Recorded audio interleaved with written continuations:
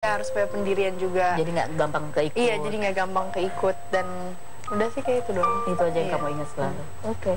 Dulu papa sempat ngomong nggak sih, Alia nanti kalau punya cowok harus begini itu ada nggak sih? Enggak sih, soalnya kan dulu aku masih kecil banget jadi ya. Belum sampai situ ya. Belum sampai cowok pacar. Oke, next. Kita lihat foto berikutnya. Kalau ini bagaimana? Tuh ganteng banget ya kita kalau lihat lama-lama. Ini aduh. Ini ngeliat ini. Bukan. Ini kan udah. Yang lain next. Foto berikut.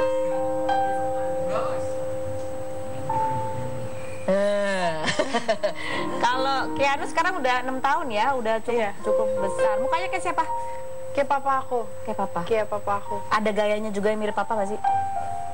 Aduh, ada banget. Dia tuh orangnya tuh stubborn banget. Keras kepala. Keras kepala banget. Jadi waktu dia beli mainan, isinya cuma 5, tapi dia ngotot ada 6 dan dia harus ada. Dan dia nggak mau gerak, terima dengan 5. Iya, nggak mau gerak sampai itu barang ada 6. Kalau kamu apa yang mirip dengan papa dari kamu? Aku orangnya nggak sabaran sih. Oh, nggak sabaran. Papa juga begitu?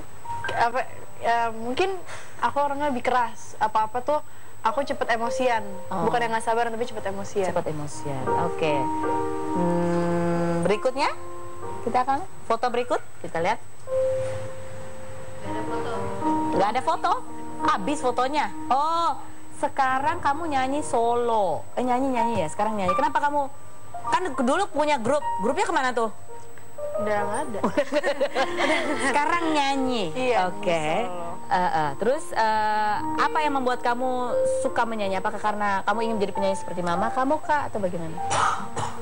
Apa ya? Nggak tahu sih. Mungkin mama kan selalu bilang kamu tuh kalau bisa nyanyi jangan disimpan sendiri. Jangan disimpan sendiri. Jadi daripada nggak diapa-apain juga. Jadi sekarang udah mulai rekaman, insya Allah mau ngeluarin album. Mau ngeluarin album. Insya Allah. Terus mama tuh suka ngajarin atau bener-benerin galak nggak sih mama kalau ibu tuh galak nggak sih kalau ngajarin kamu nyanyi? Dia kadang kalau ngajarin aku nyanyi, mau aku usir dari kamar. Jadi kalau nyanyi dia nggak boleh masuk. Kamu jangan ngusir ibu kamu loh, nanti kamu jadi batu. Maksudnya? Udah gitu ya? Iya, suka keluar dulu lagi. Soalnya dia kan penyanyi dan aku malu gitu walaupun ibu sendiri. Suka terintimidasi kan? Iya bener. Oh, kalau kamu penyanyi favorit kamu siapa sekarang? Ariana Grande sama Adele. Sama Adele. Oh, berat-berat ya dua-duanya. Kita nanti akan dengar suara Alia kayak apa sih. Setelah berikut ini jangan kemana-mana, tetap di Rumpi.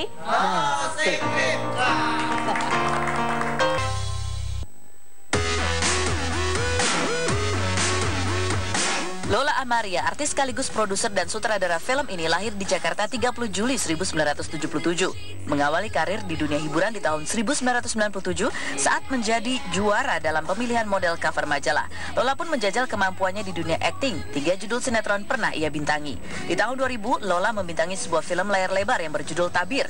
Lola pun menjajal kemampuannya menjadi orang di belakang layar. Di tahun 2004 dengan menjadi produser film yang berjudul Novel Tanpa Huruf R.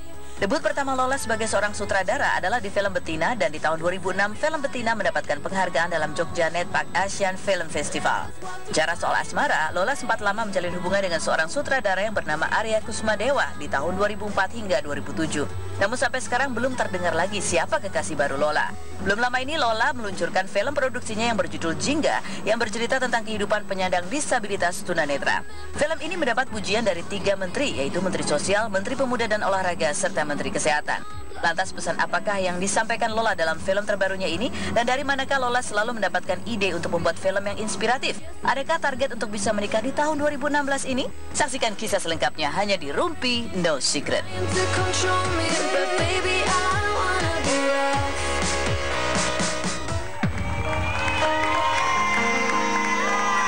Sudah ada Lola Amaria di sini. Kita kan tadi fotonya Alia ya, bertiga ya, tuh seumuran.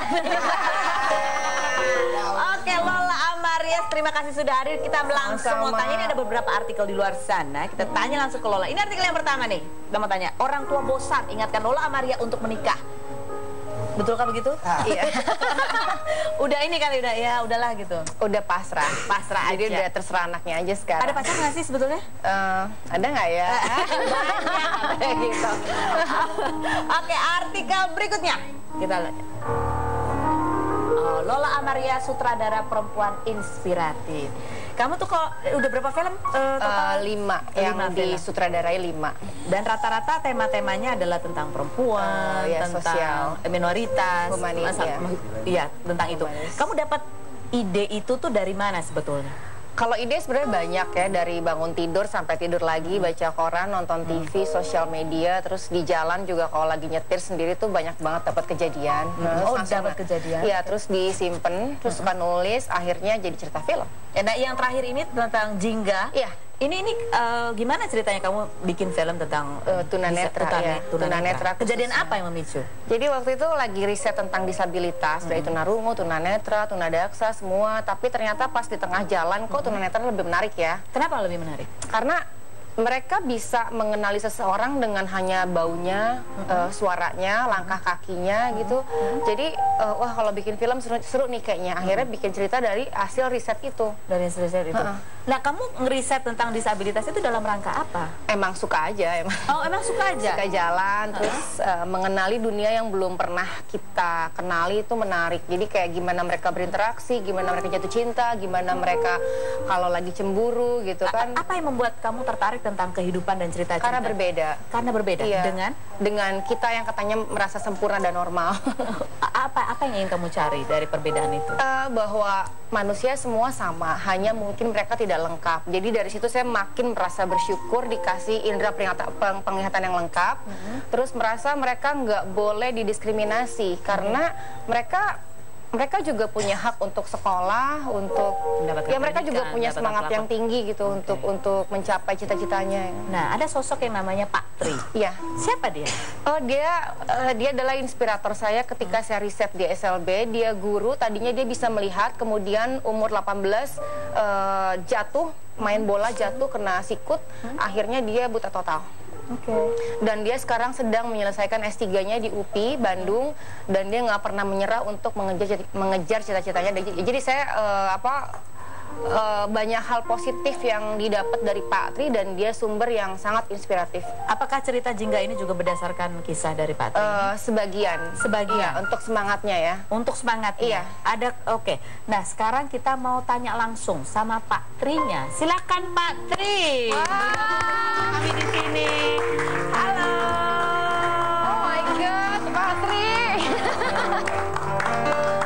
Awas tangga. Pak, ada tangga, Pak, ada tangga, Pak. Oke, ya.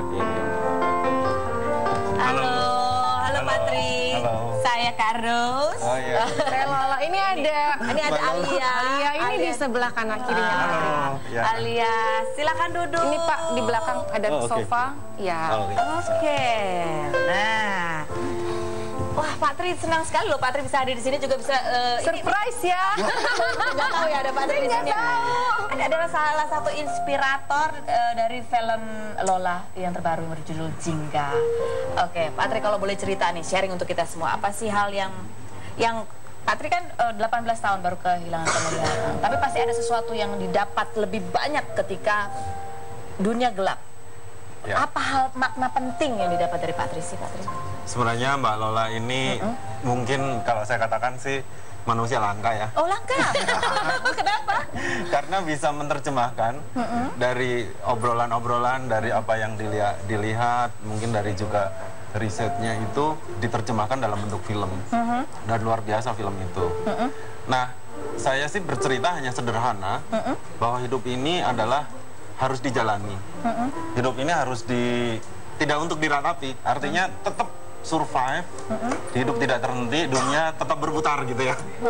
Nah, dari obrolan-obrolan itu Mbak Lola bisa mengangkat itu di dalam sebuah karya film, dan di sana banyak memberikan inspirasi khususnya buat orang tua yang barangkali Punya anak. ya memiliki keluarga, teman, lingkungan, tetangga gitu. Paling tidak memberikan edukasi, memberikan juga motivasi, strategi bagaimana sih harus menghadapi disabilitas. Buat saya kegelapan itu nyata, tidak untuk diratapi, tetap harus dijalani gitu. Kira-kira begitu. Kira-kira begitu ya. Jadi ini ada di film itu juga ada bagaimana orang tua itu diharapkan sebagai ketika menghadapi anak-anak yang Jadi misalnya tiba-tiba kalau kita memiliki anak yang mungkin kalau dari lahir berbeda ya kasusnya. Kalau yang tiba-tiba punya penglihatan, tiba-tiba harus kehilangan, itu kan bingung mau disekolahin di mana. Karena anak ini bawaannya kepengen bunuh diri terus karena nggak menerima keadaan. Nah, orang tua kan harus jadi orang yang paling dekat, memberi semangat. Iya, mengajari ruang, kemudian raba sentuh, kemudian lagi belajar braille ke sekolah, ke teman-teman yang memang lingkungannya mendukung mereka gitu. Oke, jadi di film ini kita akan banyak sekali mendapatkan inspirasi mengenai kehidupan. Iya. Dari sisi yang diserap oleh seorang Lola Amaria. Kita akan kembali lagi, jangan kemana-mana. Tetap di Rupi.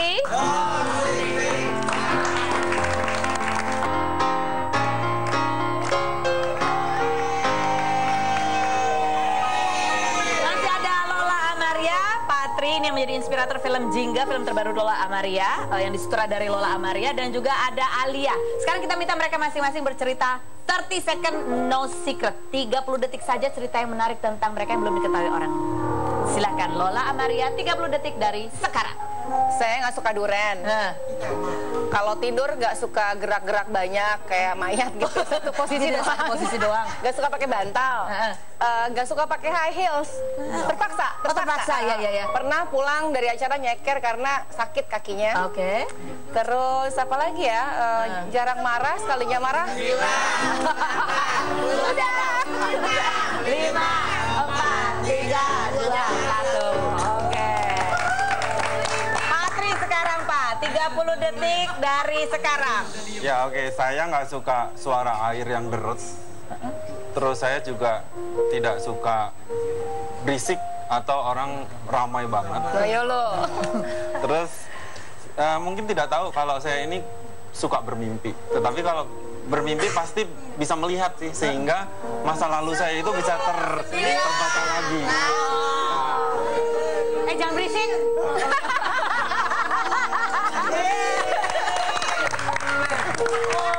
Patri ini suka bermimpi karena bisa melihat lagi masa lalunya. Waktu masih ganteng banget ya Patri ya.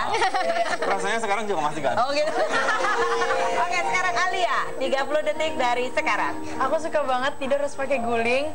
Terus aku tergila-gila Kendall Jenner banget. Kamu tergila-gila Kendall Jenner? Aku suka banget Muay Thai, aku suka banget makan sushi. Aku orangnya gampang emosi, kalau emosi aku jeleknya tuh lempar barang. Itu aku gitu. Aduh, terus apa lagi? Terus apa lagi ya? Sabaran.